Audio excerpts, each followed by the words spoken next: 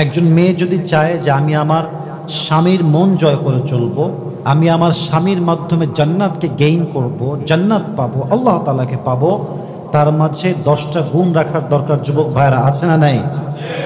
হাদিসে আসছে স্ত্রী হচ্ছে স্বামীর জীবনের সবচেয়ে শ্রেষ্ঠ নিয়ামত আল্লাহ তাআলার পক্ষ থেকে।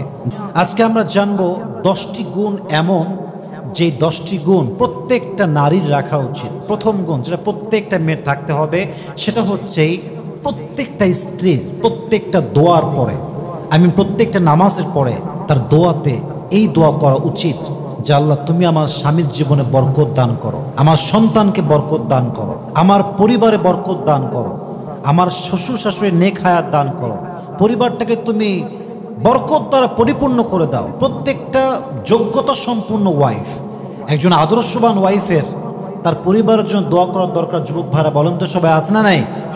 প্রত্যেকটা আদর্শবান স্ত্রী তার পরিবারের জন্য দোয়া করবে। আল্লাহ আমাদের প্রত্যেকটা বোনদেরকে তৌফিক দান করুন, সকলেই মন খুলে পড়া আমিন।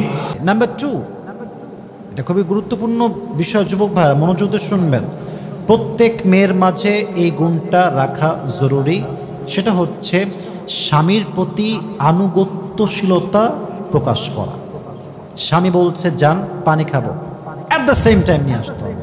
স্বামীর প্রতি কোনো মেয়ে যদি আনুগত্যশীল না হয়, চাই সে যত বড় পরিবারের মেয়ে হোক, যত সুন্দরী মেয়ে হোক, পুরুষ জেনারেকে আনুগত্যশীল পায় না, 1 মাস 2 মাস 3 মাস 4 মাস সহ্য করে, একদিন না একদিন সেই পুরুষ সেনারের হাতটা ছেড়ে দেয়। যুবক ভাইরা ঠিক কিনা বলেন?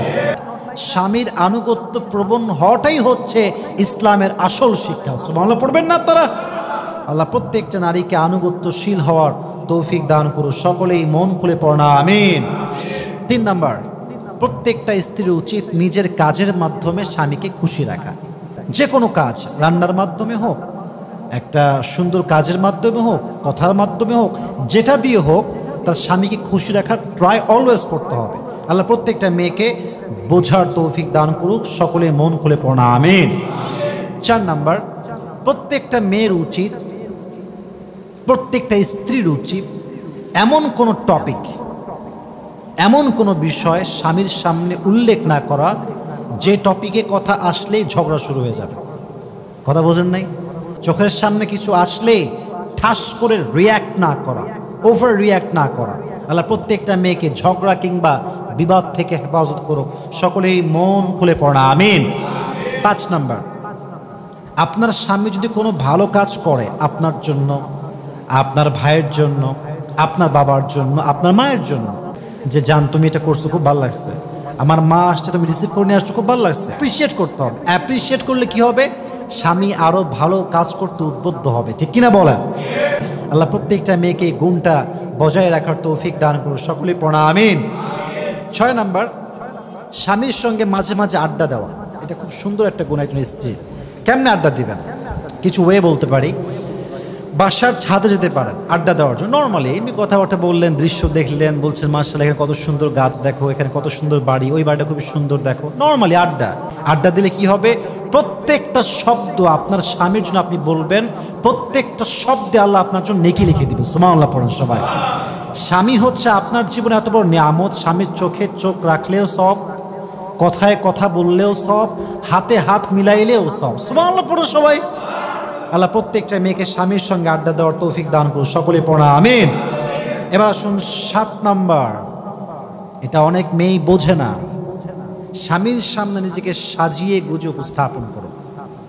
আমি আবারও বলছি, আই রিপিট এগেইন, স্বামীর সামনে নিজেকে সাজিয়ে গুছিয়ে উপস্থাপন করো। অনেক মেয়ের মাঝে একটা ভুল ধারণা আছে, এত সাজার কি দরকার, আরে যা আছে তাই পরে থাকে। এটা ঠিক না। প্রত্যেকটা পুরুষ তার শখের নারীকে সাজা গোজা সুন্দর পরিপাটি দেখতে চায়। নিজেকে সুশোভিত করে, নিজেকে সাজিয়ে গুজিয়ে সুন্দরভাবে পরিপাটি করে উপস্থাপন করা। স্ত্রীর চোখের দিকে যখন স্বামী তাকাবে, তার চেহারা দেখে যখন স্বামী খুশি হবে, এতেও সেই মেয়ে সওয়াব পাবে। সুবহানাল্লাহ পড়বেন না তো সবাই? স্বামীর সামনে নিজেকে সাজিয়ে গুজিয়ে উপস্থাপন করেন আমার প্রিয় বোনেরা। আল্লাহ প্রত্যেকটা মেয়েকে কথাটা বোঝার তৌফিক দান করুন, সকলে পড়া আমিন। 8 নাম্বার, একজন আদর্শবান স্ত্রী কি করবে? জান্নাতি মহিয়সী নারীদের জীবনী পড়বে।